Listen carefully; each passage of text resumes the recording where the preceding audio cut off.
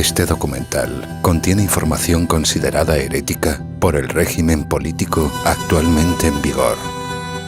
No se trata de un contenido doctrinal o ideológico. De hecho, no hay ideología alguna que sustente la información que podrá ver y escuchar a continuación. Pero, sin embargo, la explicación y exposición de las cuestiones que se abordarán están prohibidas y censuradas por el poder actualmente establecido en España y en toda Europa.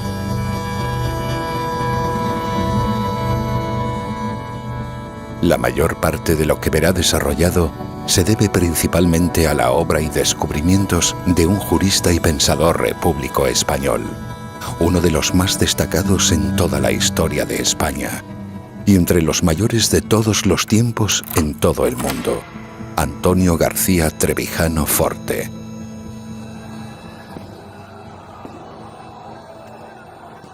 Principal líder de la oposición a la dictadura del general Franco y condenado al ostracismo por el estado de partidos actual.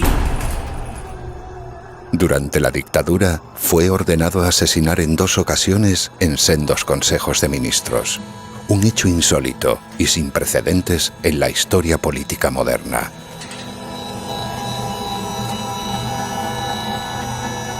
Si hay un hecho inicial que motivó la decisión de elaborar este documental, fue el descubrimiento sorprendente hace ya algunos años de que existía en España una persona de la talla y envergadura intelectual del abogado granadino, creador en 1975 de la Junta Democrática, cuya voz estaba silenciada y su conocimiento restringido para la opinión pública española.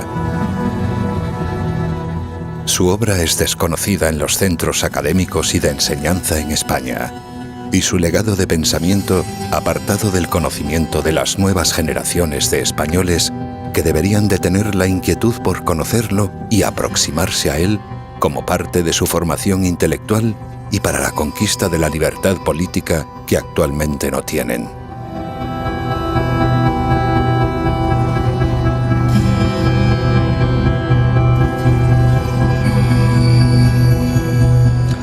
Bueno, yo creo que las encuestas son encuestas y son siempre trabajos interesantes. Hay un dato de máxima participación. Y sobre todo, animo a que todos y todas vayan a votar. Pero en este momento solo queremos insistir en el llamamiento a la participación. Que decidan con libertad, ojalá la participación.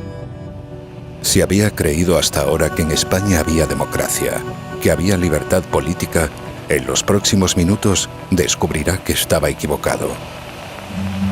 Descubrirá la existencia de la gran mentira que sustenta esa creencia.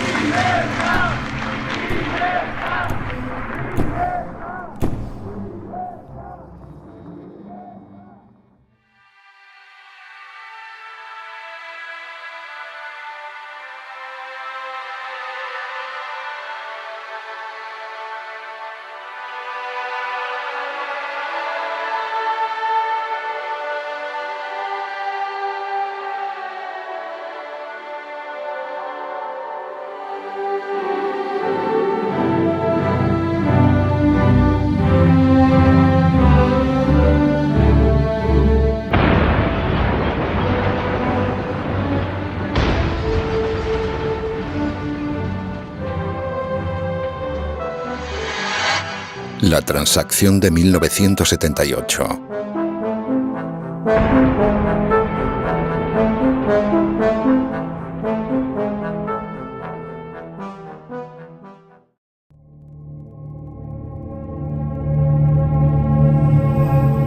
Que existía una gran inquietud por el porvenir político en los años previos a la muerte del dictador militar es algo incuestionable e indudable, incluso para los historiadores más afines al poder establecido en España.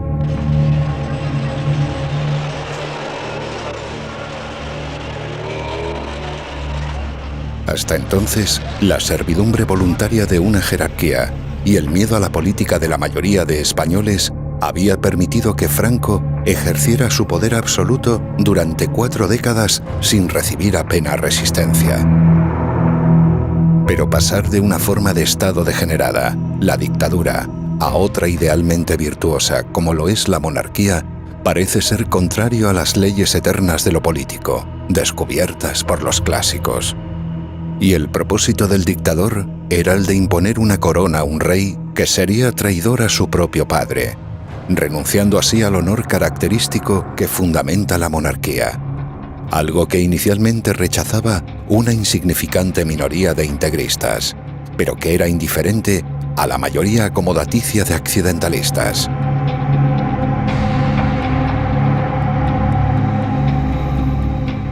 Esta intranquilidad e inquietud afectaba no únicamente a los más cercanos y privilegiados por el jefe del Estado, sino también a todos los principales actores en la reducida oposición clandestina, la que logró sobrevivir a la represión y los fusilamientos. Por eso, a pesar del secretismo y el silencio informativo en los medios de comunicación para las masas, se hacía cada vez más explícita la acción de una oposición civil. Una oposición motivada entonces con la posibilidad de llegar a la forma política de la democracia, la libertad política de todos frente a la ausencia de ella en una dictadura autoritaria. Una oposición verdadera entonces que no formaba parte del Estado y cuyo fracaso final vendría por su pacto con el poder establecido. ¿Usted cree que hay más claridad informativa ahora que antes? Sí, pienso que le permiten decir más cosas. Bueno, yo creo que va en evolución, ¿no? Indudablemente creo que va... ¿En evolución positiva? Sí, por supuesto.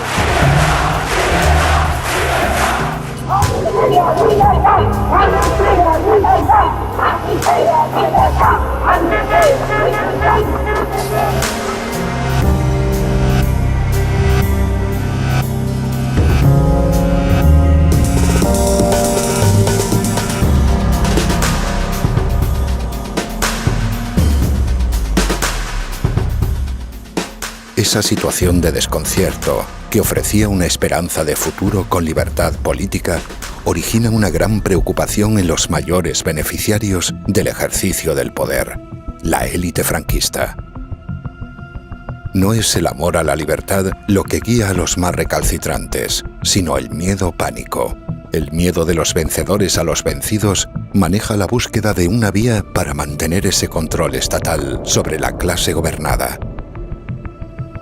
El miedo a la libertad aboca a los más cobardes a renunciar al liderazgo para buscar asegurarse en el poder a través de la reforma de lo existente.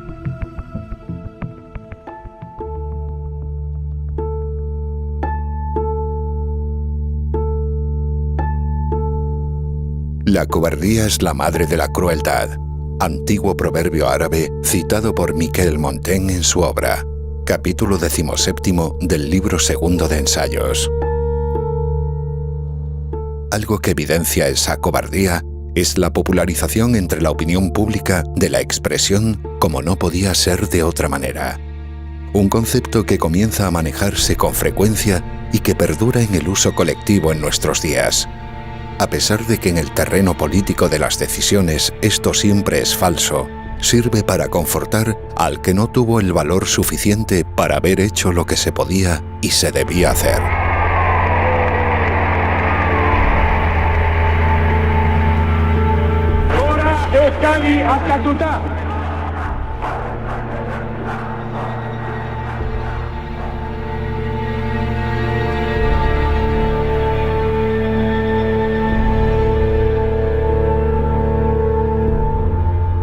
Por este motivo, los herederos del poder obtenido en la victoria de la última guerra civil, en una situación de debilidad política, intuyen la necesidad de incorporar, de algún modo, a las principales fuerzas de oposición que podrían causar una situación incierta en el caso de no ser legalizadas. Al ver que era posible la ruptura, le dio miedo a las fuerzas conservadoras que estaban incorporadas a la Junta Democrática, partidos clásicos de liberales, de derecha, burgueses. Le dio miedo. Ese ambiente lo notó, lo percibió el Partido Socialista Obrero Español. El miedo parece no dejar otra salida que la del pacto para repartirse el botín. Y la ambición de los vencidos, conducir a la necesidad de aceptarlo, renunciando así a su lucha por la libertad colectiva. La oposición renuncia a todas sus ambiciones a cambio de ser legalizada, aceptando la legalidad impuesta por la dictadura anterior.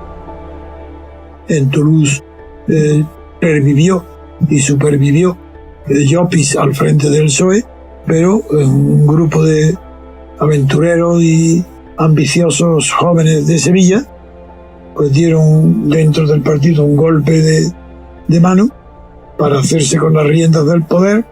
Ese grupo fue ayudado por los servicios secretos de Franco, por Carrero Blanco en concreto, y por el coronel San Martín. Hay pruebas evidentes, además yo lo sabía y lo viví, para que viajaran a Suresnes sin peligro ninguno de ser perseguidos. Felipe González tenía el nombre de Isidoro para la policía, con la orden en la policía que todos lo escuchábamos por la radio y lo sabíamos. La policía no, si estaba en una manifestación en Sevilla pública, Isidoro, la policía tenía orden de no detenerlo y no hacer nada, hacer la vista gorda. Bueno, pues eso fue la tradición que triunfó y se puso al servicio de una monarquía. Pero no de una monarquía cualquiera, no de una monarquía tradicional que a su cargo o sobre los hombros de una familia recaiga toda la historia de un país. No. Una monarquía preparada, dibujada, diseñada y nombrando el monarca el propio Franco. Dictador nombra rey a Juan Carlos contra la voluntad de su padre, contra la voluntad del conde de Barcelona. Yo mismo, a petición del conde de Barcelona, me llamó, me desplacé a Estoril para contestar a su hijo y a Franco. Y me pidió que escribiera los borradores, que escribí a los dos, y a su hijo, en concreto el padre le dijo que no podía consentir que aceptara una monarquía sin honor, que es lo que podía único que hacer un dictador. Esta es la verdad.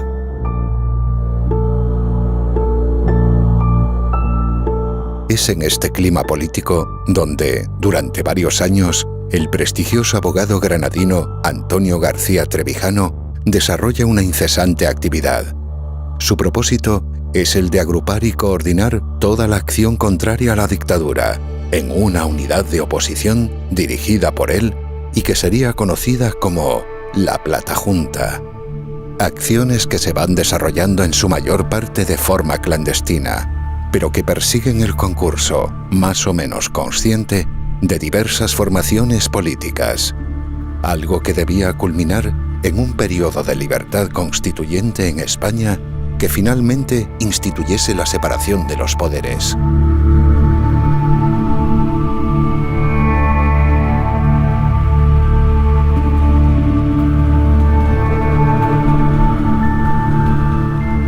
Sin embargo, como ya hemos visto, el terror de quienes heredan el poder de la dictadura se encuentra y se une a la ambición de tenerlo, de los que hasta entonces habían formado una oposición en favor de la libertad.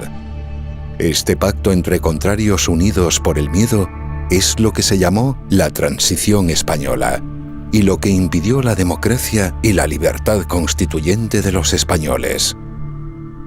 Un pacto de unión entre traidores a sus propios principios e ideales.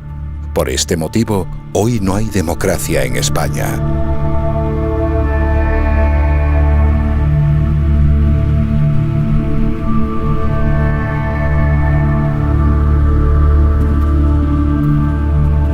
Lo que fue llamado la Transición Española en 1978 fue realmente una transacción.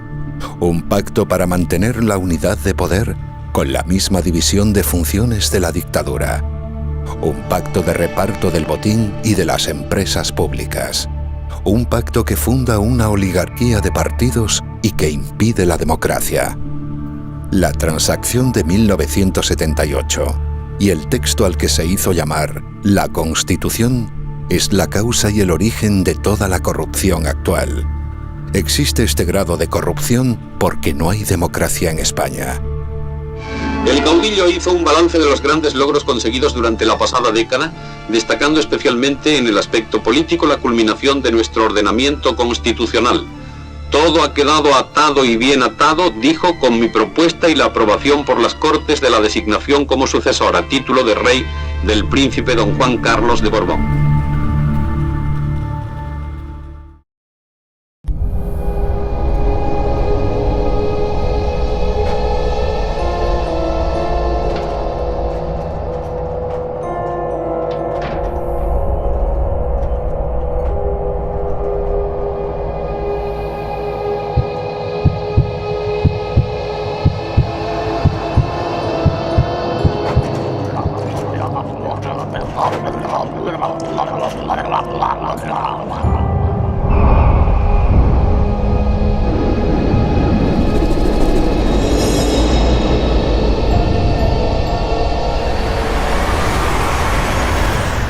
El consenso político.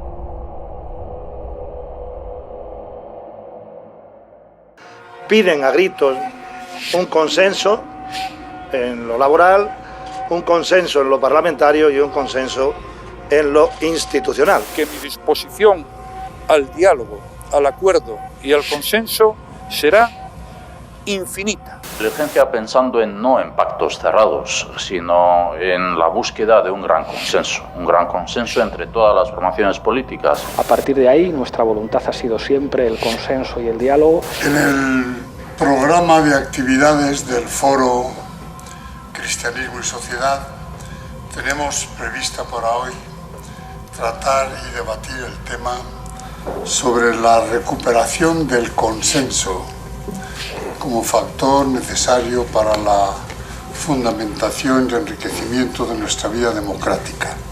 Y el consenso. El consenso que existe. Gran consenso. Quiere el mayor consenso político. Con consenso. Una cultura política del consenso y que eso expresa la necesidad. Y el mejor porvenir de todos pasaba por el consenso. Y han roto el consenso constitucional. Y crear consensos era el espíritu del consenso. El consenso. A los consensos. Y ese consenso. Consensos. Consenso. Consenso. El portavoz parlamentario de Vox en Andalucía, Alejandro Hernández, ha pedido al gobierno de Partido Popular Andaluz y Ciudadanos no poner en riesgo el consenso político alcanzado. Para un consenso. ¿De consenso? ¿De consenso? Con consenso. ¿De consenso? De consenso. El consenso. A consensos. Siendo una evidencia que la libertad solamente es la libertad política, solamente puede ser la libertad colectiva. Sin embargo, a todos se os ha enseñado que se habla de las libertades en plural, libertades individuales, que son los derechos civiles, los derechos personales, la libertad de votar, la libertad de asociarse, la libertad de cambio de residencia, la libertad de mercado. Pero a que nunca se os habla de la libertad de pensar. ¿Había habido alguna vez vosotros qué es eso de la libertad de pensamiento? Nunca. ¿Por qué? Porque no la hay. Porque para que haya libertad de pensamiento no puede haber consenso. El enemigo del pensamiento es el consenso. Cada vez que oigáis la palabra consenso, ya están, lo están traicionando. No quieren que pensemos, no quieren que seamos libres. ¿Consenso? Pero si eso es un horror, es una transgresión tal. Consenso. Consenso. Consenso. Consenso. Consensos. Consenso. Consenso. Consenso. Consensos.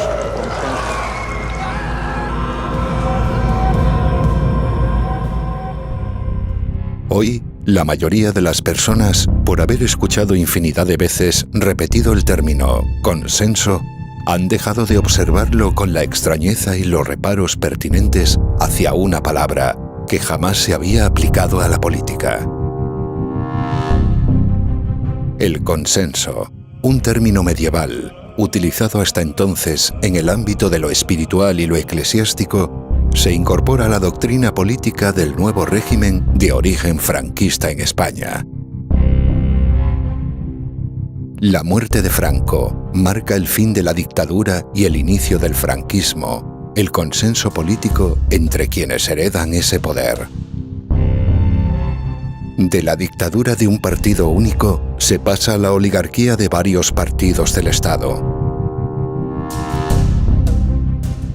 Todo lo demás se mantiene exactamente igual. El gobierno que existe en España en el año 2020 obtiene su legitimidad de Franco, de su victoria en la guerra civil, y se ejerce lo mismo que en la dictadura de forma vertical y autoritaria, sin libertad política para la sociedad civil gobernada.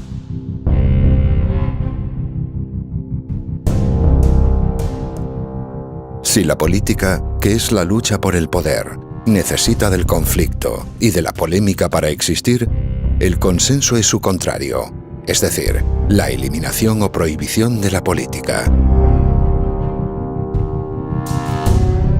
El militar prusiano Karl von Clausewitz, uno de los más célebres y brillantes historiadores de la ciencia militar, definió la guerra como la continuación de la política por otros medios. Siendo esto la verdad, entonces es la guerra, ante la imposibilidad civilizada para canalizar el conflicto, la alternativa que lo resuelve mediante la fuerza de la barbarie.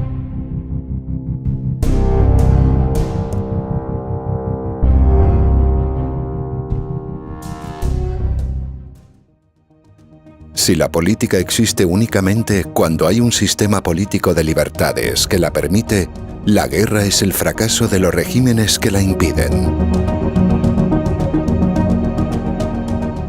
Hoy, a pesar de que las apariencias y la opinión publicada simulen lo contrario, la política no existe como tal en España. No hay lucha por el poder, sino únicamente por la fama y el dinero dentro del Estado en el poder soberano instituido. Es el consenso lo que impide la existencia de la política. No hay política porque no hay libertad. No hay pensamiento porque hay consenso. Y hay consenso porque hay una oligarquía en el poder del Estado. El consenso político indica, como fenómeno característico, la existencia de una oligarquía en el Estado. Hay consenso precisamente porque no hay democracia. Donde hay democracia, no hay nunca consenso, porque es la mayoría la que decide en unas elecciones.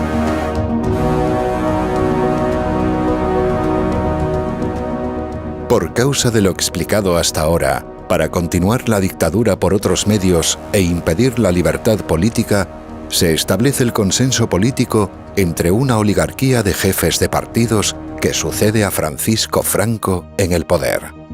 Un pacto para repartirse el poder autoritario del Estado, que impide la lucha política en España.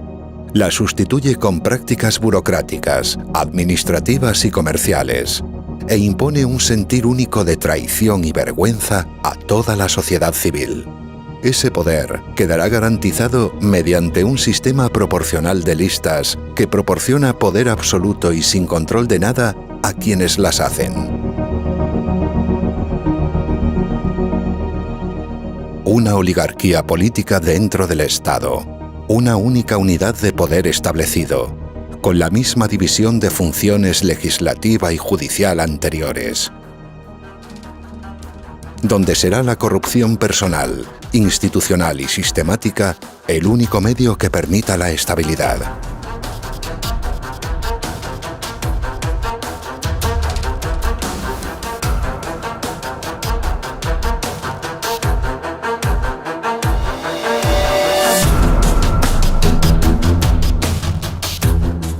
Las empresas públicas administradas por el Estado se reparten entre los oligarcas del consenso y de forma análoga. Los diferentes territorios de España se fragmentan para que el Estado disponga de más administraciones e instituciones donde colocar a los segundones de cada partido estatal. Se desconcentra el poder para extenderlo en lugar de descentralizarlo. Se aumenta el alcance e injerencia del Estado concebido por Franco mediante la centralización del mismo en unidades territoriales desconcentradas. Un Estado mucho mayor que en la dictadura, centralizado en las autonomías, y cuyo poder estará más desconcentrado, hipotecando así su fracaso en el futuro.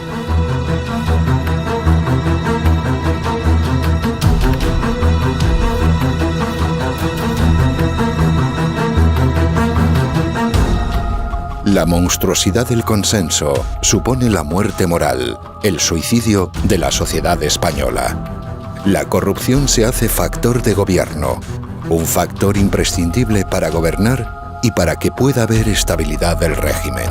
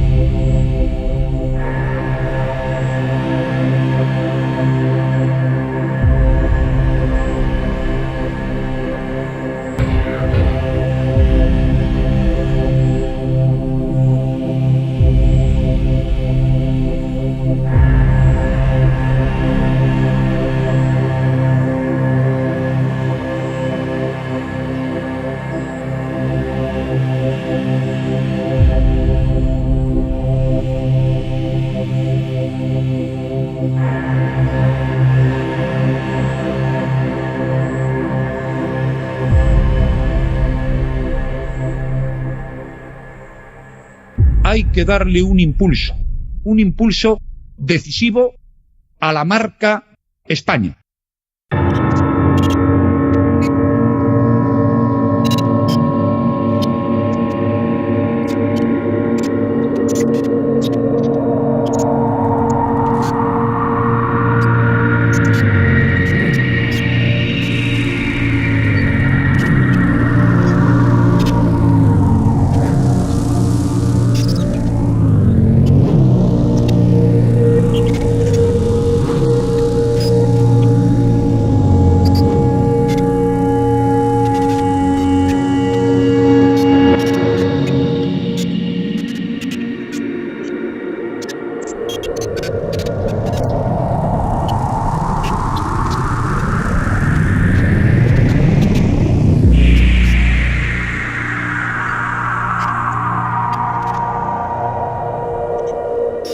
La política de las apariencias.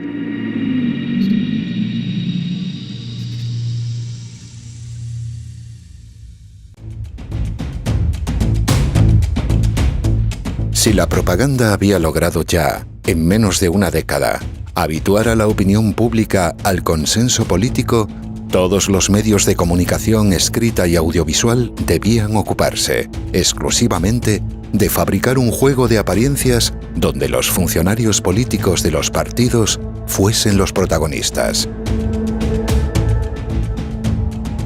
Si ya no existe ninguna lucha por el poder, porque el consenso de una oligarquía la impide, entonces es necesario convertir a la sociedad civil en espectadora de un espectáculo, donde parece que la hay.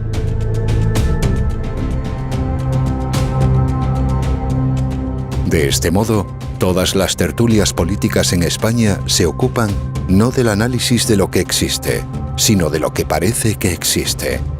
Lo importante es que parezca que hay democracia y que parezca que hay libertad. Lo que únicamente son derechos otorgados, facultades concedidas desde el poder, se hace aparecer como si fuese la libertad política. Las pequeñas libertades concebidas en plural llevan a renunciar, finalmente, a la autenticidad de la libertad con mayúscula, la fundamental, la libertad política colectiva.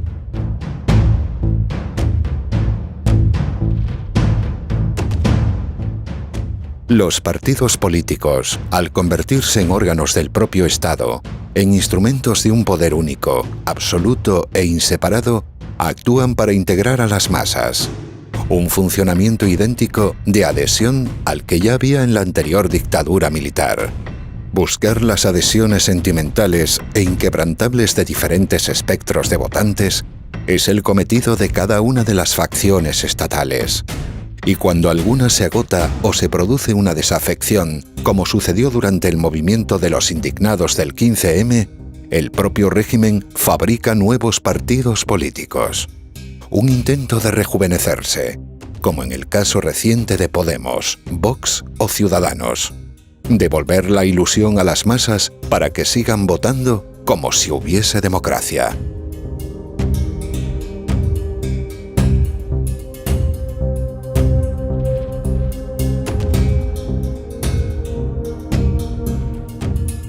La integración de las masas en el Estado es un concepto heredado de la filosofía idealista alemana que sustenta el fascismo.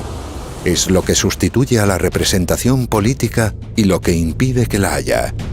Es la apariencia de la representación, la política de la apariencia, la que impide a los españoles ver con claridad la ausencia de la democracia, sentirse identificado en lugar de estar representado.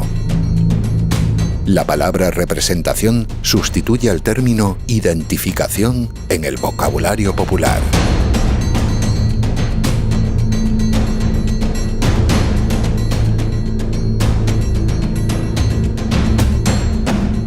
Al estar prohibida la elección de representantes de forma uninominal y directa, se necesita constantemente de un afecto sentimental hacia organismos del propio Estado. Organismos que tratan de diferenciarse con su estética y mensajes para captar votantes que ratifiquen lo que desde el poder se les oferta. No hay democracia, pero la política de las apariencias produce símbolos y logotipos que facilitan una participación simbólica de los votantes. Parece que los votantes eligen, parece que hay elecciones, y esto mantiene la ficción y un engaño siempre vigente.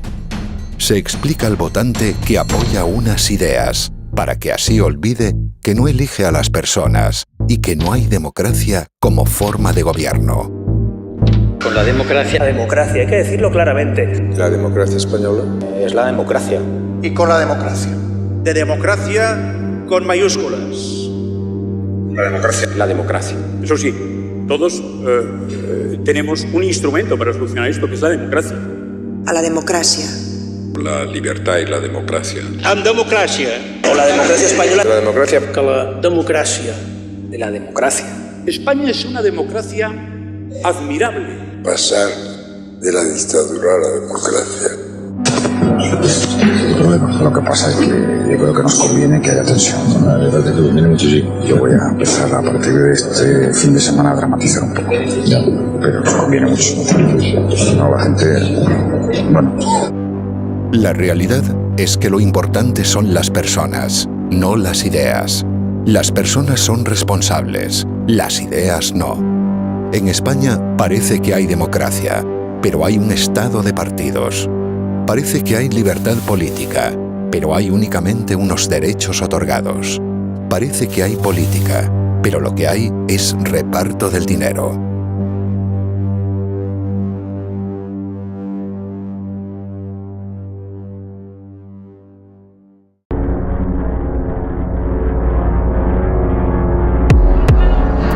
La situación creada por los sucesos desarrollados en el Palacio de la Moncloa.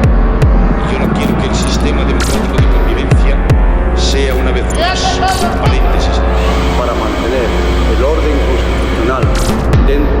legalidad vigente.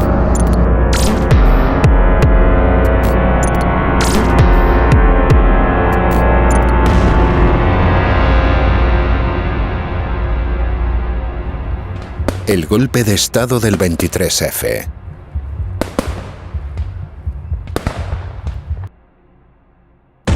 El 23 de febrero de 1981 tiene lugar un golpe de Estado aparentemente frustrado por el rey y cuya manifestación pública se realiza en el Congreso de los Diputados de los partidos. Lo que la gran mayoría de españoles desconocen es que ese golpe tiene su inicio días antes y que sirve para destituir al entonces presidente Adolfo Suárez. El autor del mismo es el rey, Juan Carlos de Borbón.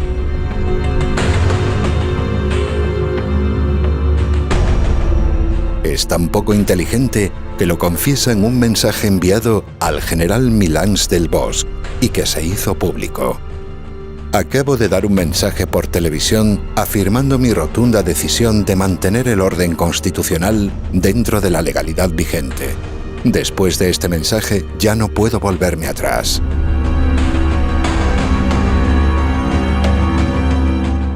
Ningún jefe de partido, ningún diputado, ningún periodista de ningún medio o ninguna persona en España realizó la pregunta pertinente tras esta extraña frase. Si ya no podía volverse atrás, significa que, antes del mensaje, sí que podía hacerlo. Esta información y la exposición de este hecho ya fue realizada públicamente en el año 1995 a través de las páginas del diario El Mundo. La única persona en toda España que reparó en esta cuestión y que se atrevió a denunciarla públicamente fue Antonio García Trevijano. Su relato fue posteriormente confirmado por Sabino Fernández Campo, secretario de la Casa Real en aquellos momentos. El artículo publicado el 27 de noviembre de ese año dejó la constancia e hizo evidente este hecho que ya forma parte de la historia de nuestra nación. Tampoco preguntó nadie acerca de lo dicho por Adolfo Suárez en su discurso público de dimisión, donde lo evidenciaba muy claramente. Pero como frecuentemente ocurre en la historia, la continuidad de una obra exige un cambio de personas. Y yo no quiero que el sistema democrático de convivencia sea una vez más un paréntesis en la historia de España. Un paréntesis en la historia de España. Un paréntesis en la historia de España. ¿Por qué nadie se preguntó por la dictadura que amenazaba a Suárez? Si no quería ser un paréntesis, ¿dimitía porque ya había participado en una dictadura, la de Franco, y no quería participar en otra? Lo que estuvo planeado y finalmente no pudo llevarse a cabo fue la creación de un gobierno de concentración. Un nuevo gobierno que estaría presidido por el general Alfonso Armada, en el que participaban miembros del Partido Socialista, del Partido Comunista y, naturalmente, de Alianza Popular, los herederos directos de Franco. Antonio Tejero, un simple peón de toda la operación, por desconocerla, la hace fracasar. Según explicó él mismo, una de las principales causas fue la de enterarse de que en el nuevo gobierno iban a participar comunistas.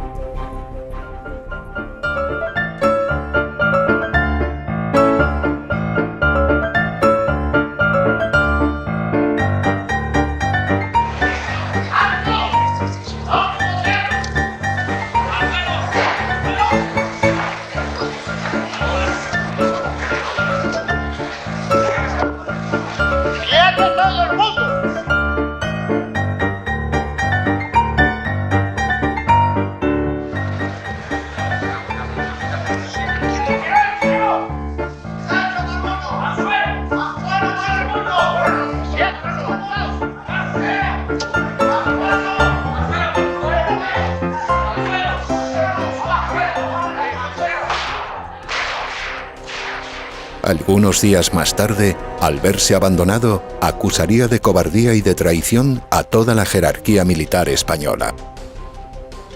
No sabía que todos estaban siguiendo las órdenes del rey y que éste, a su vez, había sido aconsejado por los más altos cargos militares.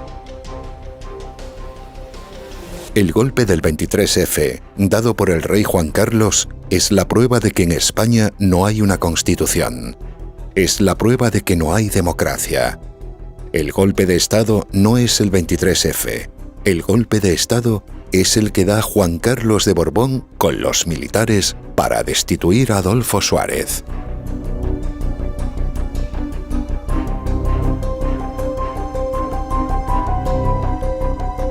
Juan Carlos de Borbón, cómplice de los militares, es la evidencia clara de una acción que hubiese sido anticonstitucional si en España hubiese habido una constitución.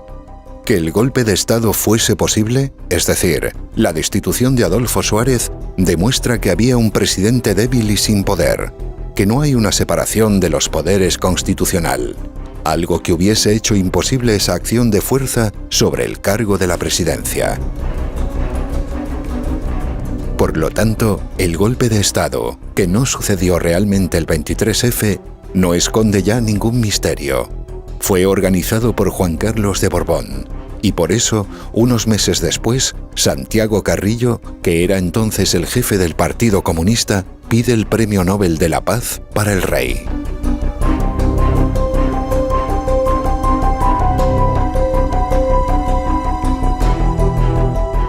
Hoy, como resulta evidente, todos los partidos políticos lo siguen silenciando, y se oculta este hecho en la historia de España. Una prueba más de que en España no hay democracia.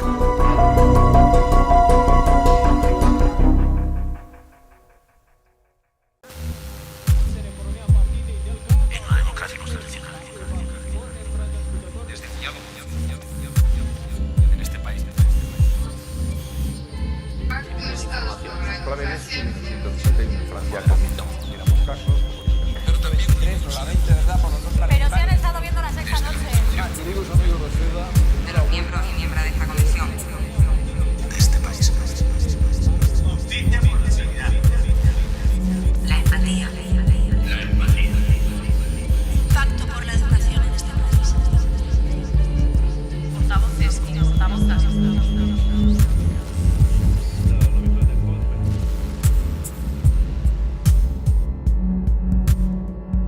La deformación del idioma.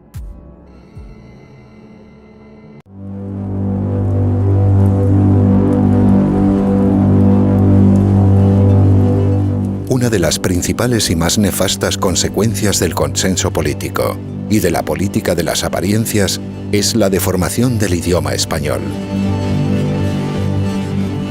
Por muy sorprendente que pueda parecer, para que se sostenga la mentira pública y la corrupción política sea normalizada, es necesario que las personas dejen de poder pensar de forma normal y acorde a la realidad. Esto se logra mediante la incorporación de palabras y expresiones que deforman el pensamiento, impidiendo así la libertad para ejercerlo. Algo que resulta en el hecho observado y observable de que, en general, las personas cada vez se expresan peor. Sus frases son cada vez más difíciles de comprender para todos los demás. Y de ese modo priman únicamente unas manifestaciones sentimentales a las que hacen llamar la inteligencia emocional.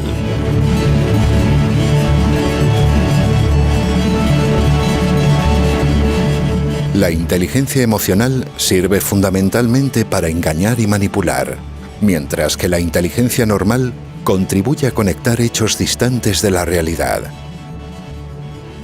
Es por esto que si las palabras dejan de señalar hechos objetivos de la realidad, lo que hace sustantivo al idioma, lo que es universalmente observado por todos los hablantes, se hace imposible el pensamiento humano natural, y las personas tienden a fantasear a través de sus emociones siempre cambiantes.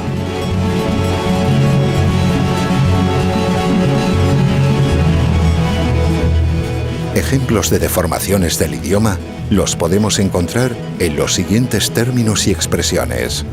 La palabra políticas en plural en lugar de la palabra política singular. La palabra política ya expresa una síntesis y una pluralidad, una práctica humana que es única como concepto y diversa en su forma de expresarse. Al utilizarse incorrectamente este término en plural, parece que existe una diversidad cuando lo único que hay son diferentes medidas administrativas de una única política estatal.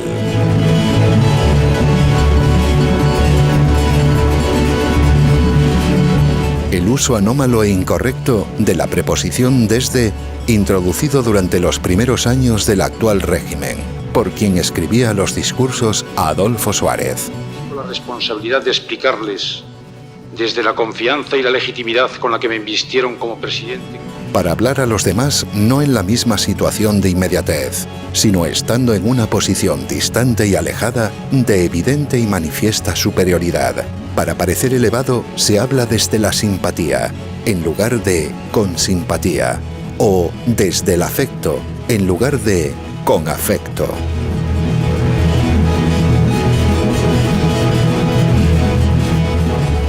La confusión constante del término tolerancia, y que sustituye, hace desaparecer y desplaza al de respeto.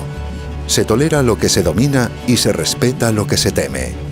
Por eso una sociedad de tolerantes es una sociedad de individuos que tienden a ser dominados y que únicamente temen y respetan la represión y coacción estatal.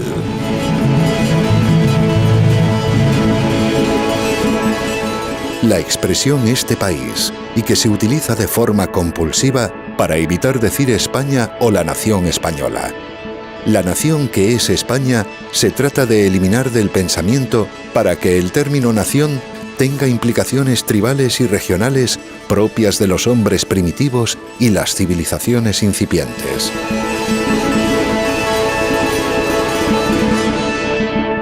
País es un término moderno, de origen francés, que hace referencia a un pequeño territorio, al paisaje divisado desde una prominente elevación.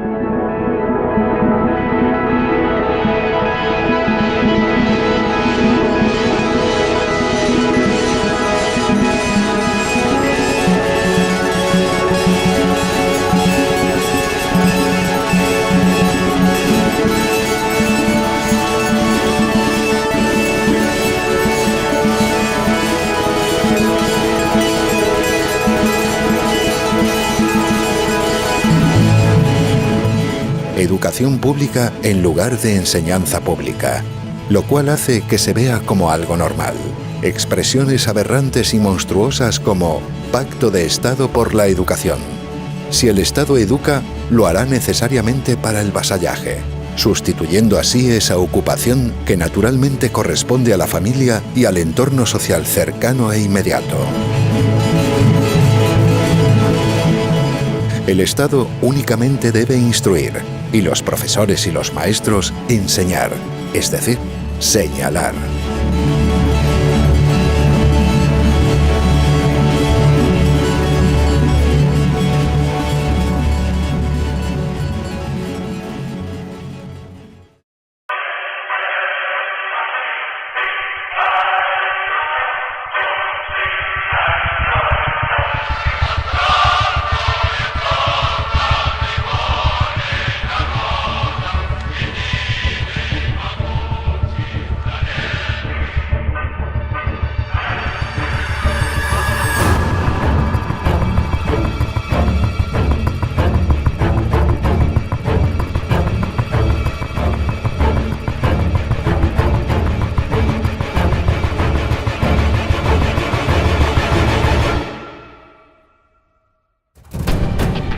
La propaganda.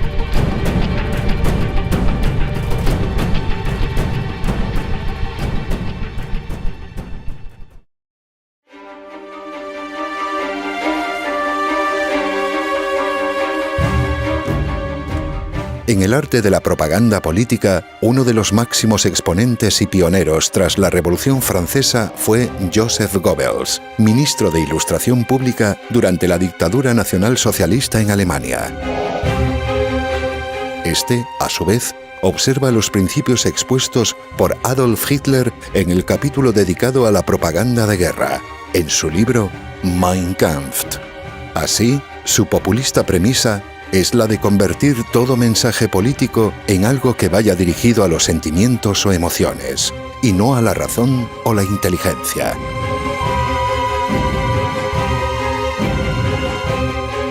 Esta es la parte esencial de esta forma de actuar del poder establecido a través de todos los medios de comunicación de masas a su alcance.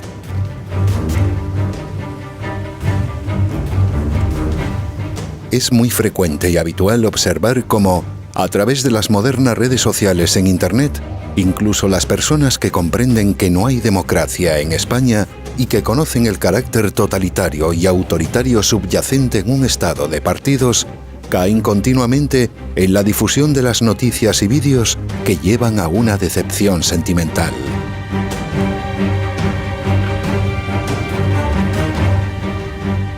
Estos sentimientos mueven al incauto e indignado a votar lo que percibe como menos malo. La propia ambición por encontrar una opción política con la que sentirse emocionalmente vinculado lleva a olvidar la realidad visible y existente para terminar aceptando por hastío el dogma político imperante. La adhesión sentimental se confunde con la ausencia de representación política. No hay representación o acción política, pero hay un sentimiento emocional que vincula a los consumidores de la propaganda.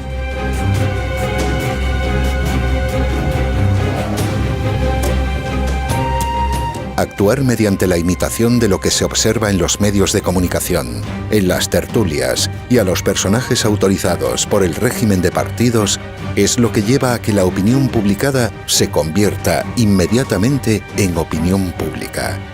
Desaparece, por lo tanto, la opinión pública, quedando convertida en una simple repetición de lo que se oye en los medios de comunicación al servicio del Estado. Las personas creen defender así sus propios intereses, creen actuar por iniciativa propia, cuando lo que realmente hacen es propagar la indignación que tanto interesa al poder establecido.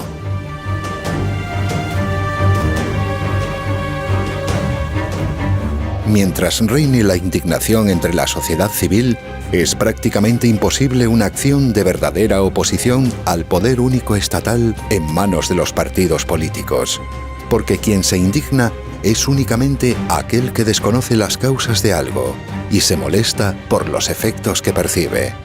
¿Usted ha entrado alguna vez en el análisis de las causas que indignan a los gobernados?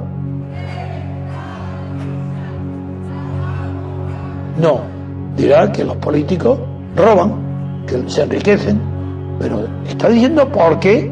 ¿Por qué la partitocracia es el instrumento ideal para el enriquecimiento de los políticos? Pero habla usted un solo vez de la partitocracia como causa de la corrupción que genera la indignación de los gobernados.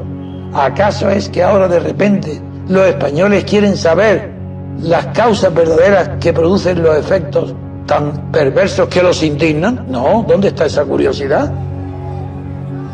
¿Por qué la gente se indigna? Con mucha razón. La razón es otra cosa. Si dice usted con mucha razón, es porque sabe la causa de la indignación. Dígala, ¿la ha dicho alguna vez? No, ni una sola vez.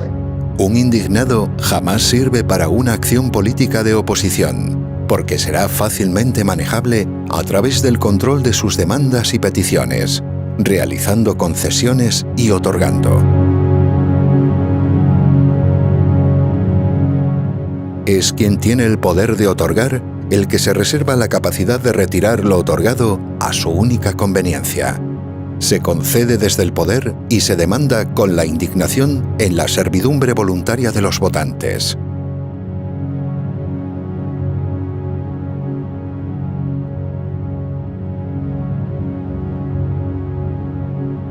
No hay nada que sea más útil y sirva mejor al sostenimiento del poder que un permanente estado de indignación entre la opinión pública. Se garantiza así que jamás existirá una oposición organizada e inteligente.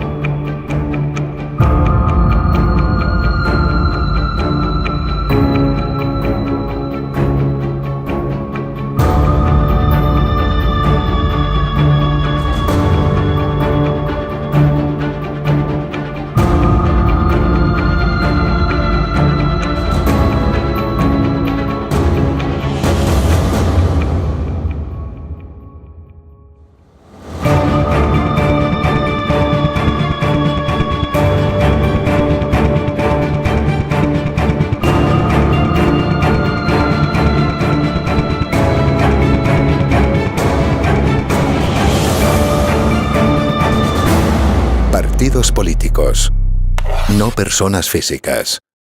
El estado de partidos.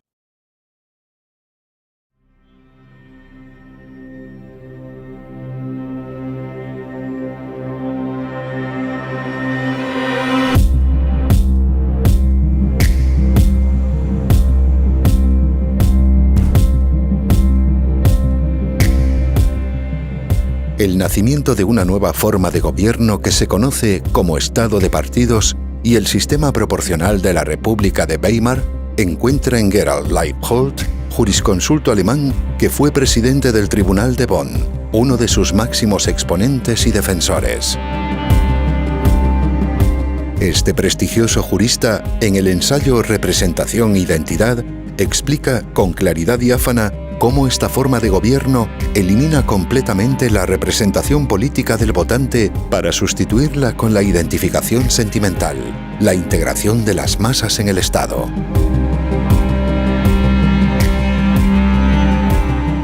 La integración de las masas, la identificación de los gobernados con los gobernantes y la consecución de un Estado total, un Estado legislador, es algo que forma parte de la doctrina europea del fascismo y constituye su mayor logro histórico en todo el continente. Estas tesis vencedoras son las que se incorporan finalmente a la socialdemocracia perdedora después de la Segunda Guerra Mundial. Es lo que sustenta los estados de partidos o partidocracias actuales, primero en Alemania e Italia y después en España, siendo imitado por la clase dirigente tras la muerte del general Franco. Los textos fundamentales de Alemania o de Italia, que no son verdaderas constituciones, por carecer de separación de los poderes, son copiados de forma defectuosa por los artífices de la Carta otorgada de 1978 en España. Un texto redactado secretamente tras la muerte del dictador, jurídicamente impracticable o inaplicable, técnicamente deficiente, pero que sirve, sin embargo, al establecimiento de una oligarquía dentro del Estado.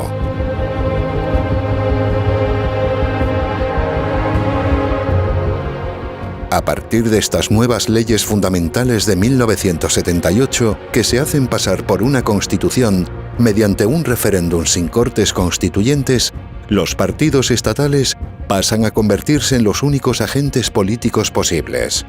Esto significa que ya no es el individuo, la persona física y real, quien tiene la capacidad para operar en la vida política pública, sino que únicamente pueden hacerlo corporaciones o personas jurídicas orgánicamente constituidas por el propio poder establecido.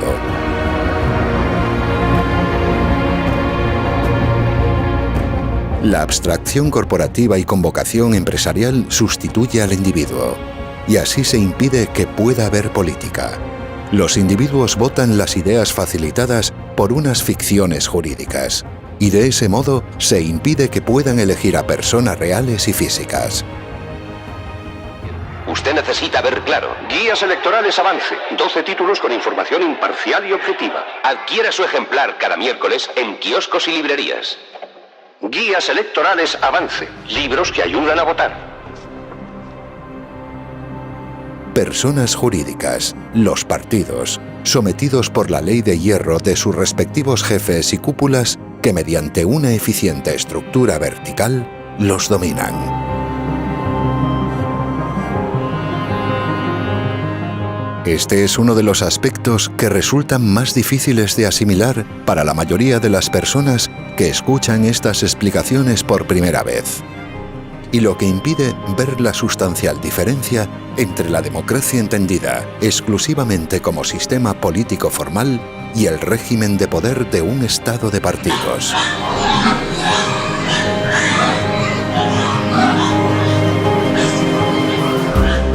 Por esto, se suele creer, por desconocimiento e irreflexión, que basta cambiar a los individuos que integran esos partidos del Estado, hacer que sean personas honestas y honradas, para solucionar un problema político que causa constantemente degeneración y corrupción.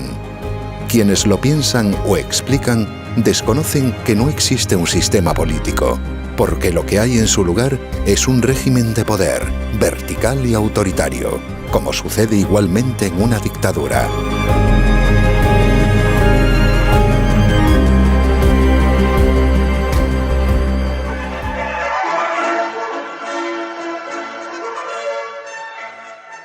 Las elecciones para procuradores en Cortes por el tercio familiar son el día 29 de septiembre. Elige a tu representante.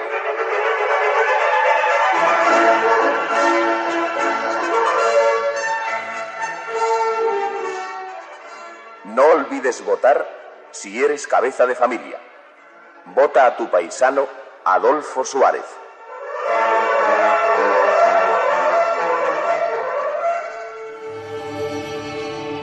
La corrupción no es causada por la degeneración puntual de los individuos, sino por la propia forma política que se establece por consenso. La corrupción es institucional, sin que pueda existir un control al no haber separación entre el legislativo y el ejecutivo, entre los legisladores y el gobierno. Si no hay separación de los poderes, únicamente la corrupción moral de todos los pactos políticos entre partidos sostiene al Estado. La corrupción moral y económica se hace factor de gobierno. En España, en el actual régimen, es obligatorio corromperse y estar moralmente corrompido para poder gobernar. Por eso no es posible que las leyes solucionen la corrupción. Realmente es algo imposible de solucionar de ese modo, ya que al no existir la representación y la política ejercida por individuos, por personas físicas y reales, cualquier problema se convierte en estructural e institucional. La corrupción se instituye como factor de gobierno en un estado de partidos. Son las propias instituciones las que obligan a la corrupción de los individuos, y al no haber representación política, es indiferente el partido que se vote o el nombre o las ideas que diga defender ese partido.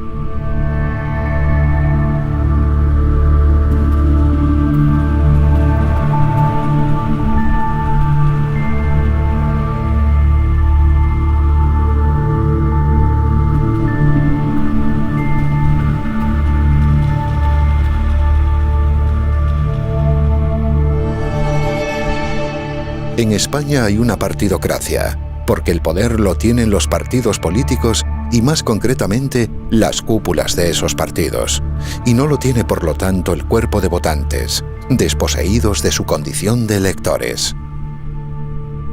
Hay votaciones a partidos, pero no existen elecciones representativas. No hay una elección de representantes. Se vota a órganos estatales, pero no se elige jamás a gobernantes. Bueno, vamos a ver. Esto es fácil. Son 2 votaciones, para el Congreso y para el Senado. La papeleta para elegir a los diputados del Congreso, que es la blanca, en su sobre blanco. Esta es la que yo elijo. Aquí no tengo que escribir nada. Yo creo que para explicar las razones de la división quizá hay que partir de una premisa esencial.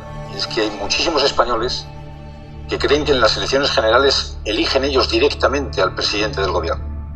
Un régimen de poder en el cual los gobernados no eligen libremente a sus gobernantes no puede ser denominado, más que para confundir, como democrático.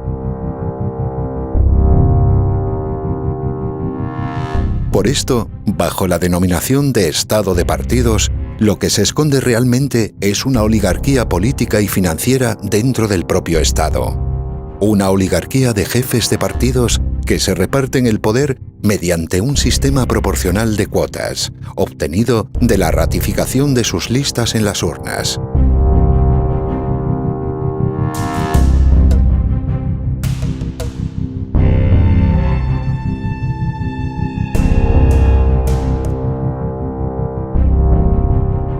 Si la legitimidad de origen de todos los partidos políticos es únicamente la que obtienen de Franco, en su ejercicio la toman de la servidumbre voluntaria de quienes acuden a votar. Por eso todo el que vota se corrompe y apoya aquello que lo somete y lo maltrata.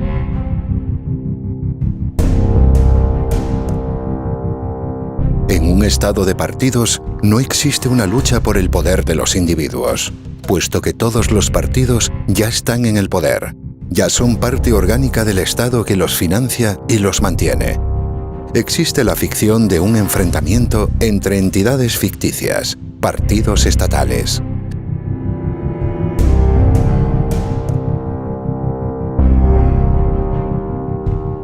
Y al desaparecer esa lucha verdadera por el poder, lo que existe es una disputa dentro del Estado por obtener el dinero y la fama, el prestigio social que fabrica, artificialmente, la propia maquinaria burocrática y propagandística. Para que desaparezca la política realizada por las personas individuales, se hace necesaria una identificación sentimental, la de los gobernados con los organismos creados por el poder establecido. Facciones que tienen el propósito de mantener a la sociedad civil excluida de la política a través de una ficción, una representación, entendida de forma teatral o fingida. Se llama representación o estar representado a lo que es identificación o sentirse identificado. Puesto que los individuos únicamente pueden votar a partidos, es imposible que haya democracia y que los gobernados elijan a sus gobernantes.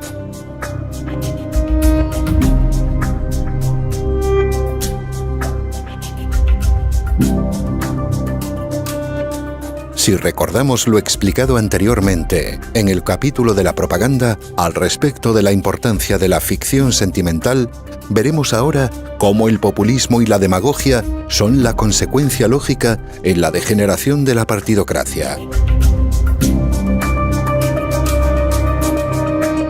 El estado de partidos o partidocracia no es una degeneración de la democracia, es una forma de gobierno distinta, con distintos mecanismos y cuya principal característica es la corrupción.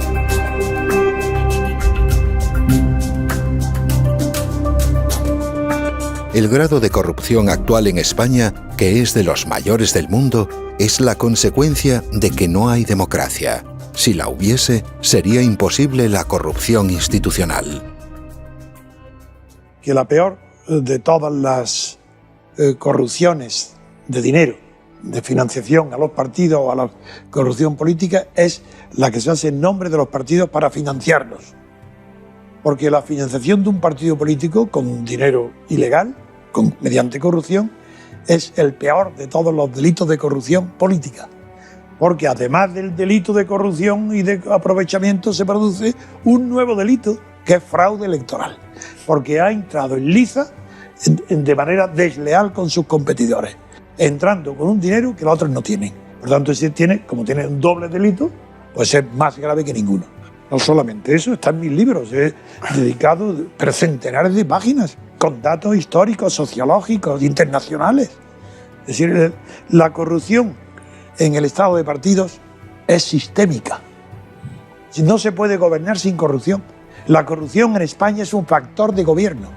Si no hubiera corrupción, España no se podía haber gobernado. La Constitución dura 30 años porque no se cumple. Si se cumpliera la Constitución, no podría funcionar nadie ni nada. Empecemos con un ejemplo sencillo. La Constitución prohíbe el mandato imperativo. Bueno, está por ver una sola ley en los 34 años que haya sido aprobada sin mandato imperativo de los partidos o del partido dominante, que hasta se vota por los pies, por el compañero ausente. Es decir, eso, según el derecho, esas leyes son absolutamente nulas, radicalmente nulas, no anulables, que es distinto, sino nulas de pleno derecho, porque han sido evidentemente dictadas bajo la orden imperativa del jefe o el aparato del partido. Y los diputados no tienen libertad de conciencia ninguno, y lo reconocen.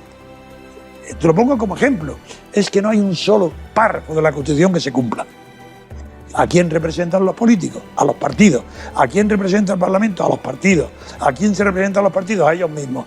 Pero el elector no está representado. La sociedad civil no está representada. El gobernado no está representado. Primer requisito, falta.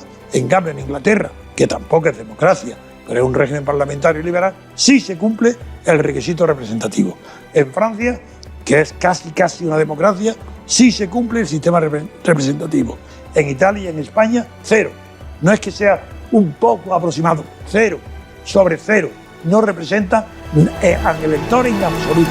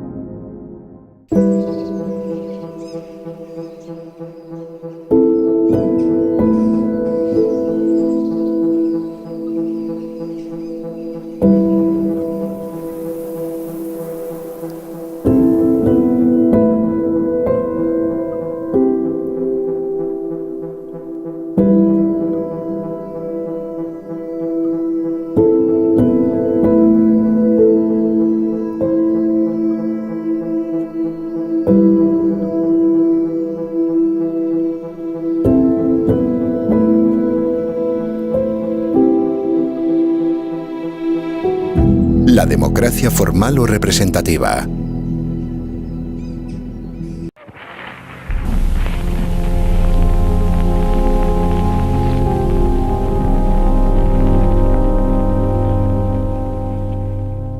La historia y los grandes pensadores de la política han demostrado ya suficientemente cómo este término tan manido, tan presente en las conversaciones sobre las circunstancias políticas, únicamente puede considerarse y estudiarse de dos maneras: mediante su observación social y material, o bien según una aproximación exclusivamente política y formal.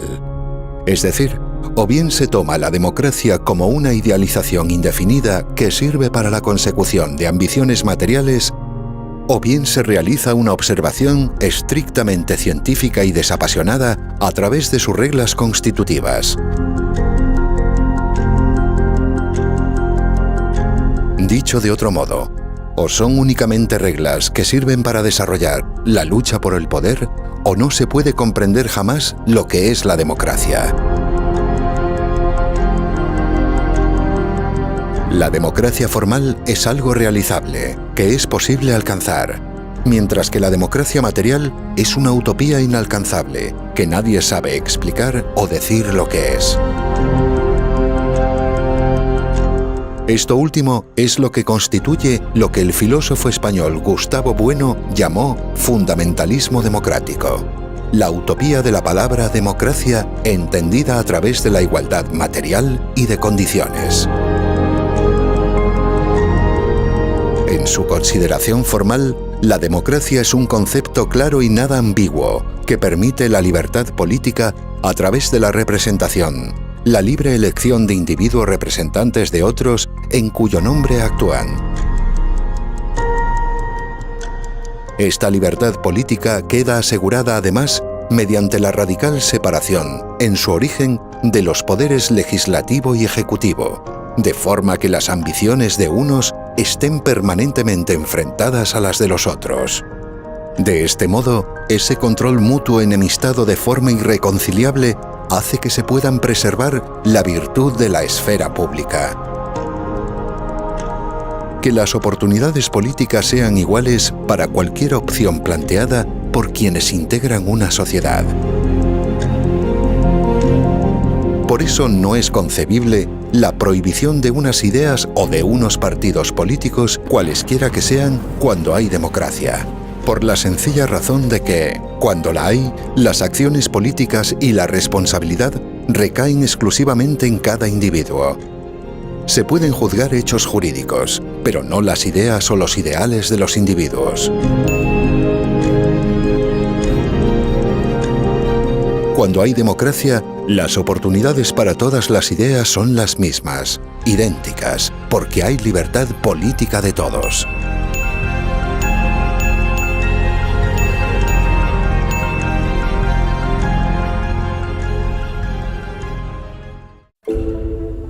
La distinción de la democracia, entendida únicamente como sistema reglado y normativo para constituir el poder, es algo que, en la historia, ya se encuentra expresado con anterioridad. Han sido varios los grandes pensadores, aunque con un análisis insuficiente y el desconocimiento del fundamento de la libertad política colectiva, los que iniciaron la distinción entre la democracia formal y la democracia social. Filósofos como el profesor abulense de Harvard, Jorge Santayana, o Norberto Bobbio, jurista y filósofo italiano. Este último, sin embargo, a pesar de sus acertadas consideraciones jurídicas, finalmente apoyó la dictadura fascista en Italia. Puesto que la democracia, según su consideración formal, tal y como se expone en la obra Teoría pura de la democracia de Antonio García Trevijano, únicamente existe cuando hay representación política, vamos a ver ahora en qué consiste la representación según su origen jurídico y político. En el siglo XIV, el filósofo, pensador y teólogo Marsilio de Padua, autor de la importante obra Defensor Pacis, incorpora el concepto de la representación como función jurídica, al derecho romano que tradicionalmente desconocía este principio. Aplicado en su origen a las congregaciones eclesiales, permite obrar mediante un poder dado a los que no están presentes, es decir, estando ausentes, ante terceros. Piense ahora en un poder notarial. Mediante este documento se apodera a una persona para actuar en una cuestión concreta, ante un tercero en donde el poder dante, el que apodera, estará ausente. Esto mismo, que forma parte del mundo jurídico, opera igual en el mundo político. Unos electores apoderan a un representante para que actúe en su nombre en un lugar, la Cámara Legislativa, donde ellos no estarán presentes. Un ejemplo conocido de representación es el de un procurador de los tribunales que permite, en el ámbito jurídico, que un encausado se haga presente ante un tribunal estando físicamente ausente. En el mundo político, cuyos principios provienen del derecho, funciona exactamente igual. El descubrimiento para fundar la ciencia política que hace el jurista y pensador Antonio García Trevijano es el de la unidad mínima de poder, algo que él mismo denomina mónada electoral.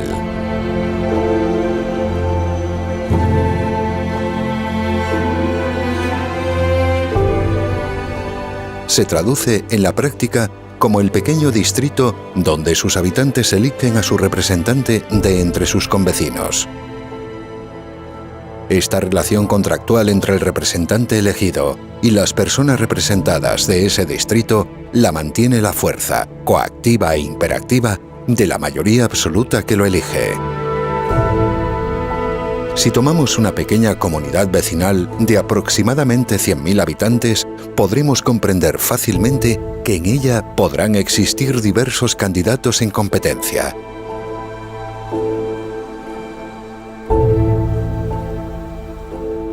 Cada uno de esos candidatos precisará únicamente de un aval de 1000 firmas para poder presentarse y ser elegible.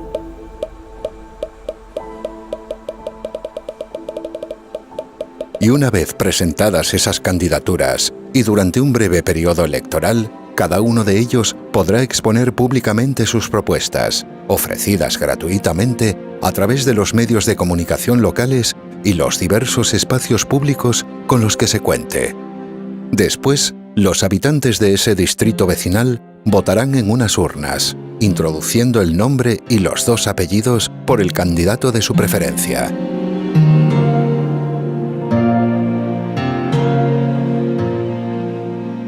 Si en una primera votación ninguno de ellos alcanzase la mayoría absoluta, se realizará una segunda vuelta entre los 2 más votados, para que, finalmente, uno de ellos sea el elegido para representar a todo el distrito en la Cámara Nacional.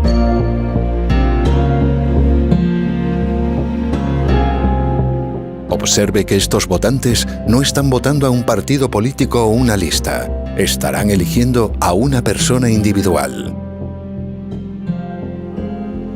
Este representante electo se convierte así en el diputado que tomará parte en la acción legislativa de un parlamento donde se discutirán y aprobarán las leyes que alcancen el apoyo mayoritario.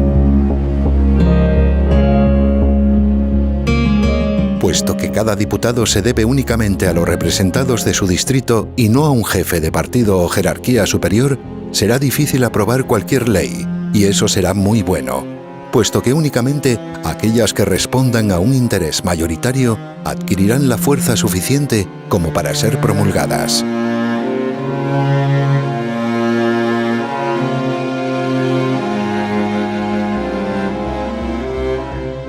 Es importante saber que la política, si se considera científicamente, es únicamente la observación de la lucha por el poder, es decir, una relación no económica, sino exclusivamente de la fuerza. Y es esa fuerza la que mantiene a cada uno de los distintos representantes. Cada distrito financia y mantiene a su representante y su oficina para evitar que sirva u obedezca a intereses ajenos a los de quienes le pagan y mantienen. De este modo, cada uno de los diputados dispondrá de un despacho en su distrito, donde semanalmente atenderá las peticiones, quejas o demandas que cualquier vecino quiera exponerle.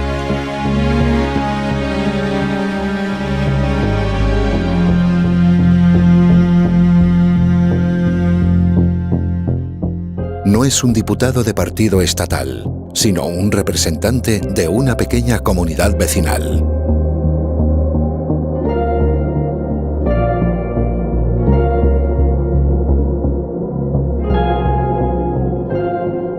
Para que, además de la representación política que hoy no existe en España y que acabamos de explicar, haya también un control del poder para evitar que se pueda convertir en algo tiránico y arbitrario en contra de la propia sociedad gobernada, debe existir además una radical separación en su origen entre los poderes. Esto se consigue mediante una elección separada en elecciones distintas, unas para el poder legislativo, que corresponde a la nación a través de los representantes de los distritos, y otras para el poder ejecutivo del gobierno, que corresponde al Estado.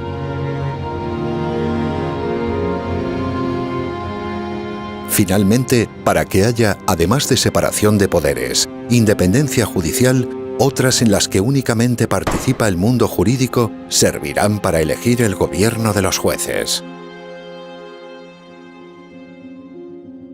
Para elegir al presidente del gobierno, que será quien tenga bajo su mando a todas las fuerzas armadas y de orden público, así como todo el aparato de la administración del Estado, se procede exactamente del mismo modo que para elegir a cualquier diputado, con la única diferencia de que se hará en un distrito nacional único y en el que, por mayoría absoluta y a doble vuelta si fuese necesario, será determinado.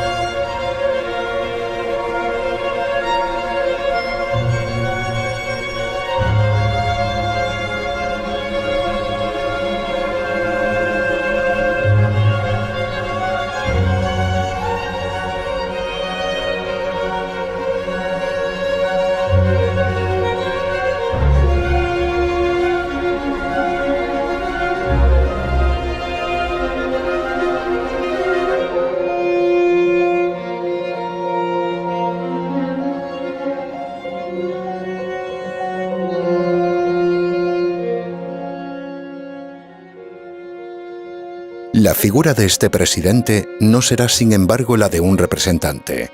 No puede representar al Estado en el interior de España, donde está siempre presente, sino que verá limitada su representación hacia el exterior de nuestras fronteras. El gobierno, al ser del Estado y no de la nación, como se suele decir equivocadamente, ejerce su representación en la acción política exterior. Siendo la personificación jurídica de la nación española, su acción internacional requiere de esa figura de dirección encarnada por el cargo del presidente. Finalmente, y para completar la exposición de lo que es la democracia como reglas constitutivas de un sistema político, cabe destacar también otra de las grandes aportaciones para la ciencia política creada por el jurista Antonio García Trevijano y que hace desaparecer por obsoleto el concepto de soberanía.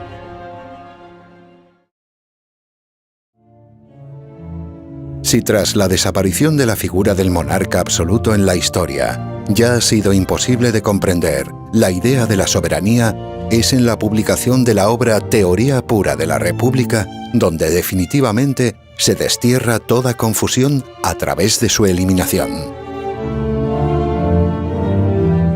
La fórmula es tan elegante y simple como bella por su sencillez. Basta que cualquiera de los dos poderes políticos quiera disolver al otro para que lo haga, a condición únicamente de que al hacerlo se disuelva también él mismo.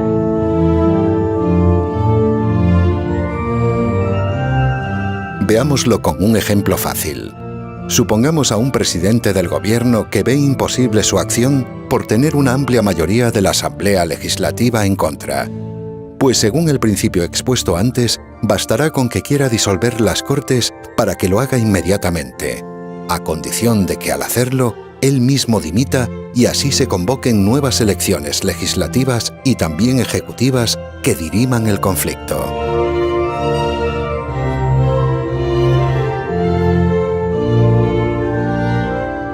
¿Qué sucede si es al contrario? Si una mayoría de diputados quiere destituir al presidente por cualquier motivo. Pues exactamente lo mismo. Podrán hacerlo en cualquier momento, siempre que después sean convocadas nuevas elecciones legislativas y presidenciales.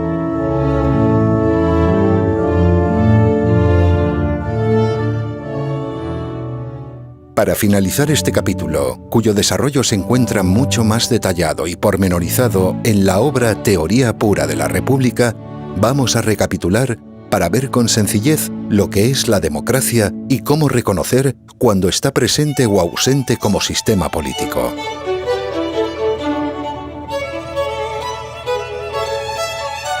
Debe existir representación del elector, es decir, la elección libre, uninominal y directa de cada uno de los representantes en pequeños distritos, cuyo mandato es imperativo y irrevocable por los propios electores. Debe existir un control y limitación al poder a través de su separación radical en origen, unas elecciones para un cuerpo legislativo y otras distintas donde entre todos los electores se elige por mayoría absoluta a la persona que ocupará el cargo de presidente del gobierno del Estado.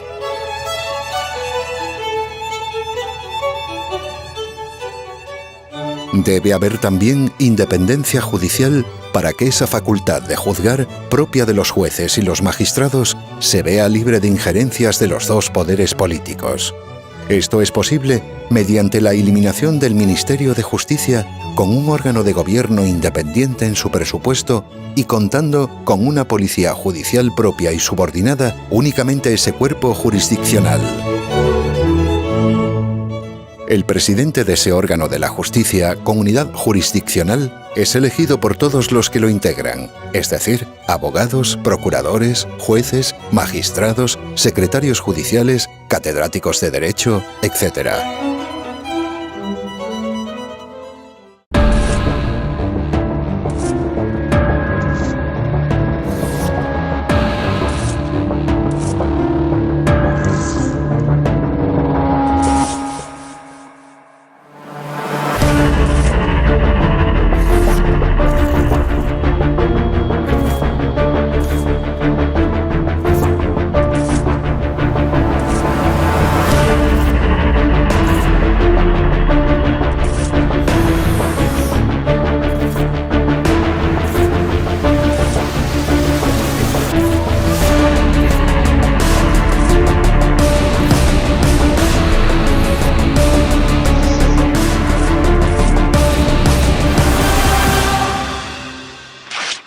Ruptura democrática.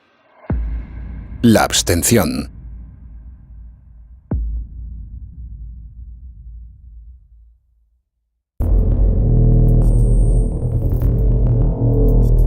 Una vez se ha comprendido y comprobado que la forma de gobierno existente en España no es la democracia porque no cumple ninguno de los requisitos formales para recibir esa denominación, lo más lógico debe ser buscar el modo y la forma de que la haya, de conquistar la libertad política que actualmente no hay.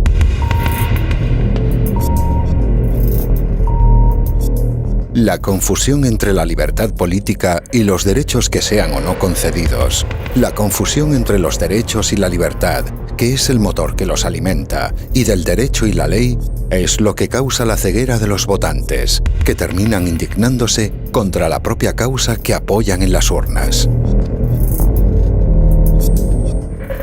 El votante cegado es como el enterrado vivo de cúbito prono que pretende escapar escarbando. Apoyar lo que ahora existe, una oligarquía de partidos estatales, implica la oposición a que pueda haber algún día democracia. Por eso me gustaría aprovechar este momento para pedir a los ciudadanos que vengan a votar. Que la gente vaya a votar con mucha decisión porque nos jugamos mucho. Y sobre todo pues que haya mucha participación. Para que España tenga un lugar importante, hay que votar hoy. Implica una gran participación. Yo le pido a los españoles que vayan a votar en masa, que participemos y hagamos un récord histórico de participación. Pero en este momento solo queremos insistir en el llamamiento a la participación. Así que votad, cabrones. Votad lo que queráis, pero no os quedéis en casa.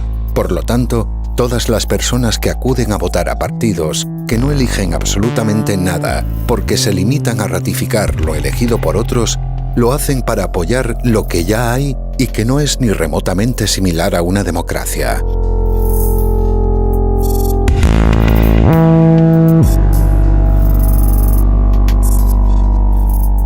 Se vota a quienes ya ocupan el poder en las instituciones, a quienes ya tienen el poder por formar parte de unos partidos que son del Estado. El que vota lo hace exclusivamente en favor de lo que ya está establecido, algo que es radicalmente opuesto a la libertad política de todos los españoles. Votan hoy lo mismo que se votaba durante la dictadura militar de Franco, para legitimar lo que hay. Votan para que no haya democracia. Puesto que, como es sabido y lo demuestran diversos estudios académicos, la mayor causa de corrupción moral y económica es la no separación de los poderes, es un hecho probado que, en un estado de partidos, el consenso político se sostiene únicamente gracias a ella. Susan Rose Ackerman, profesora de la Universidad de Yale, demostró en 1996 fehacientemente y de forma científica este aspecto. La corrupción caracteriza y define a la forma política de un estado de partidos. Por eso, votar en un estado de partidos a cualquier partido político es legitimar y apoyar la corrupción de todo lo público. Esto hace que todo votante actual, aunque ni siquiera sea plenamente consciente de ello, esté apoyando la corrupción. Y consecuentemente, y se aleguen los pretextos que se quieran alegar, cuanto peor sea la situación política o más grande el peligro, menos aún hay que votar. Objetivamente, y sea cual sea el interés particular de cualquier individuo en España, cuanto más se vote, será todavía peor.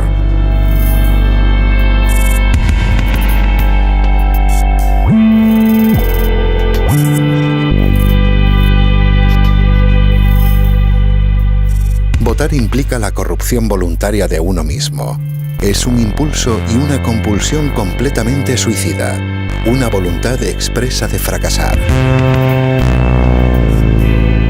Hay que observar por esto que, en una situación de decadencia y degeneración como la presente, el poder recurrirá a los sentimientos más primarios y basales como el del nacionalismo, la unidad territorial de la patria, para movilizar al voto por miedo. Y del mismo modo, otras amenazas sociales como las del paro o la inmigración, que siempre sirven al populismo y a la demagogia, servirán igualmente para infundir temor y hacer creer así a los gobernados, a los súbditos españoles, que votar, aún sin libertad y sin democracia, es la solución. La realidad es que toda la corrupción que hay sería imposible si hubiese democracia. Por estos motivos, y sabiendo entonces que la alternativa o lo que hay ahora en España no es el comunismo o el fascismo, tampoco el nacionalismo o el socialismo, sino la democracia, es por lo que la abstención debe promoverse activamente y sin cesar. La abstención es un fenómeno. Abstención ante las votaciones o las elecciones de los cargos políticos, de los representantes. Eso es un fenómeno muy antiguo. No hay elección que no ha ido acompañada del fenómeno abstención. Pero hay dos tipos de abstención que la prensa ni los medios de comunicación no distinguen. Se le llama abstención a todo el que no vota, el que no acude. Por tanto, incluso el enfermo, el que no puede acudir porque no puede ir a las urnas, sin embargo, es un abstencionista, como los demás que no quieren ir porque no quieren votar. Entonces he tenido yo que crear un término nuevo que no existía antes de mí en la terminología política, que es el término abstencionario, para distinguir entre abstencionista, que es el que no vota por razones técnicas, por razones de salud o porque no cree así, que no vota por falta de interés en la política, del abstencionario, que es aquel que no vota sabiendo muy bien por qué lo hace. Lo hace para producir un efecto negativo sobre las elecciones, para condenarlas, decir, eso no es procedimiento, así no vamos. Yo eso no lo rechazo. Y entonces, en lugar de ser un abstencionista, esa persona que sabe lo que está haciendo se llama abstencionario. La abstención es la actuación consciente y en conciencia de cualquier persona que ya no se indigna, sino que comprende las causas políticas de lo que observa y por eso se moviliza contra ellas. Actuar para resolver el problema causado por la falta de libertad. No votar hoy para hacerlo en el futuro, cuando la forma de gobierno sea la democracia representativa.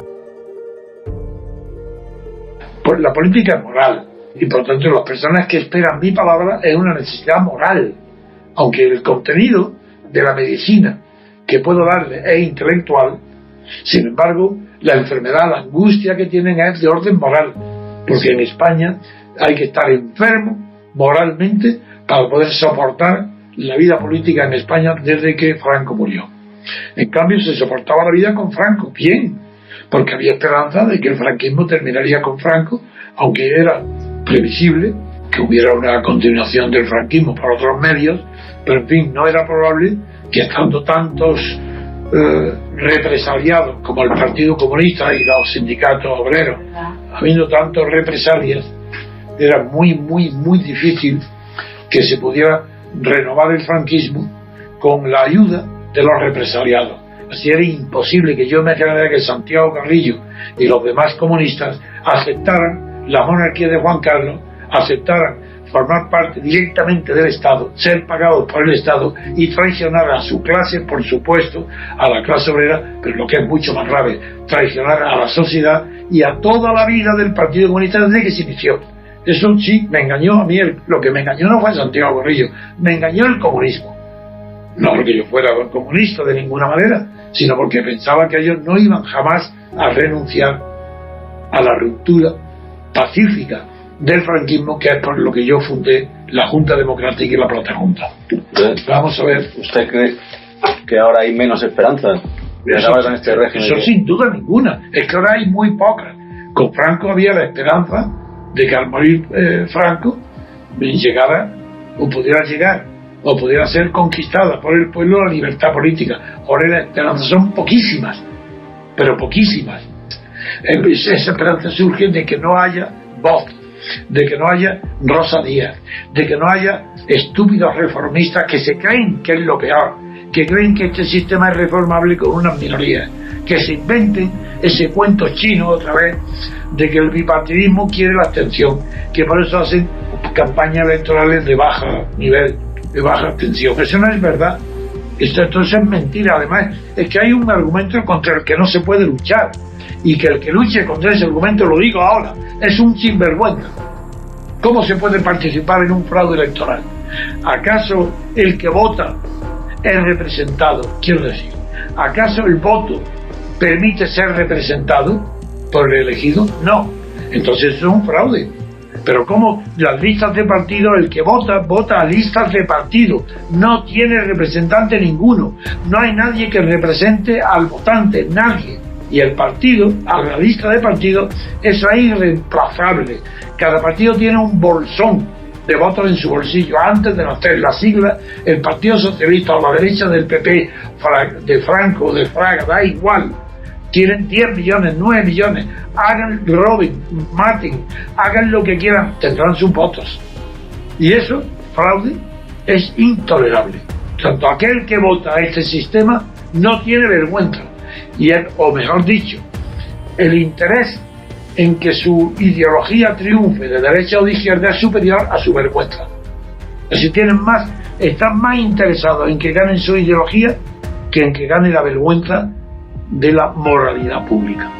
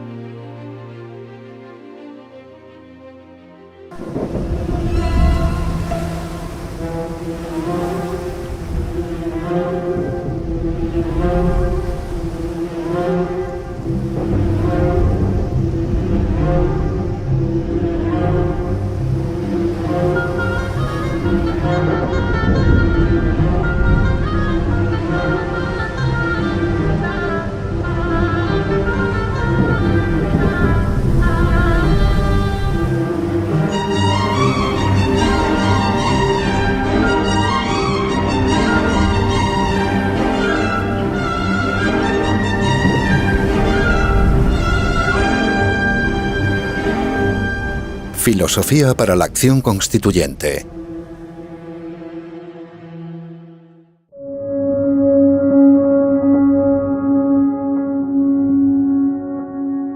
Desde la Revolución Francesa, y una vez descubierto por los pueblos que el poder estatal es una concreción del espacio hurtado a la libertad, no puede haber filosofía más auténtica que la de la acción constituyente de la libertad política colectiva.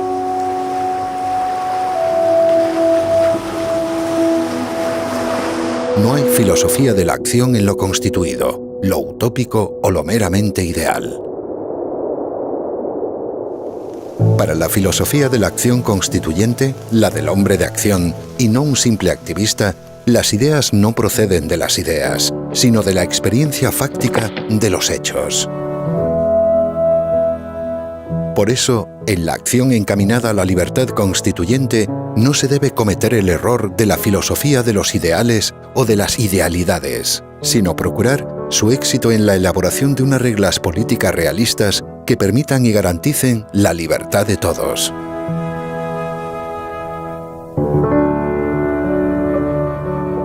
Desear una bondad angelical de todos no es filosofía de la acción constituyente, sino utópica ingenuidad que desconoce la verdadera naturaleza de los hombres.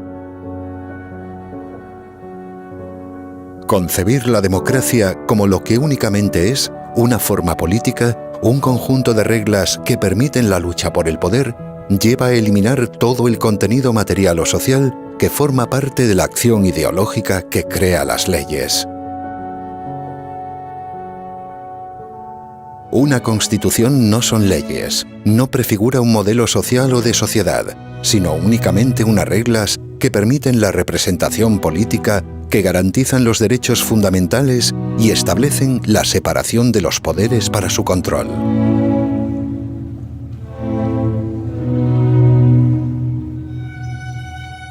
Para que después de ella pueda existir la verdadera política y sea la libertad de todos la que permita compensar los problemas sociales causados por la diferencia y la desigualdad.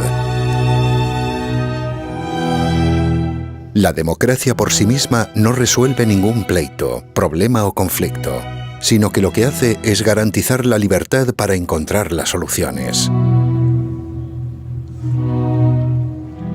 No es la igualdad lo que sostiene la democracia, porque la igualdad material no existe en la naturaleza.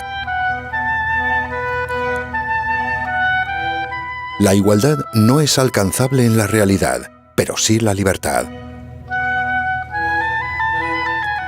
La igualdad en la libertad de cada uno, que es algo realizable, alcanzable y por lo tanto posible.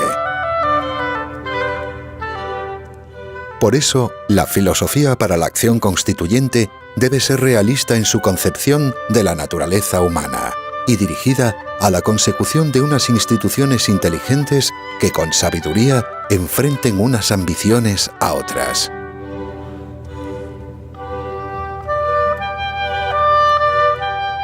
Si la acción constituyente se pierde por los vericuetos del idealismo, de la justicia social, los del bien común o los de la utopía de la igualdad, entonces perderá de vista su objetivo, el de garantizar la libertad, y fracasará irremediablemente, como tantas revoluciones políticas ya lo hicieron antes. Por eso se debe desterrar la ambición de la soberanía, concepto necesariamente opuesto a la propia libertad, para que sea la libertad y no la soberanía la que constituya un sistema político.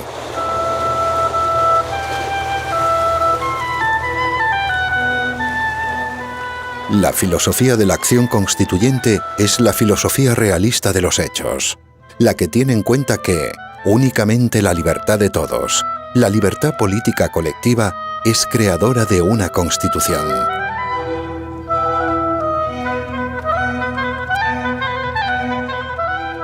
Por eso, comprender lo explicado en este documental de forma resumida implica necesariamente la práctica de la abstención activa.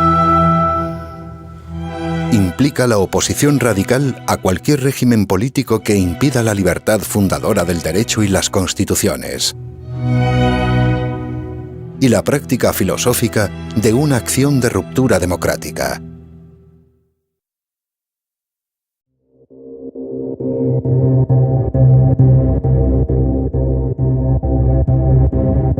No se puede encontrar la libertad de todos sin procurarla, participando en apoyo de un régimen diseñado específicamente para impedirla. La abstención es el primer paso necesario, pero por sí solo insuficiente, para derribar a regímenes políticos que buscan su legitimidad a través de un engaño permanente en las urnas. De la mayor gesta política más fulgurante y más rápida de la democracia española. Es la democracia. La democracia. Es la democracia. De una democracia. Por eso, únicamente en los sistemas políticos verdaderamente fundados por la libertad colectiva, como el de Estados Unidos, la abstención no tiene ya ningún efecto.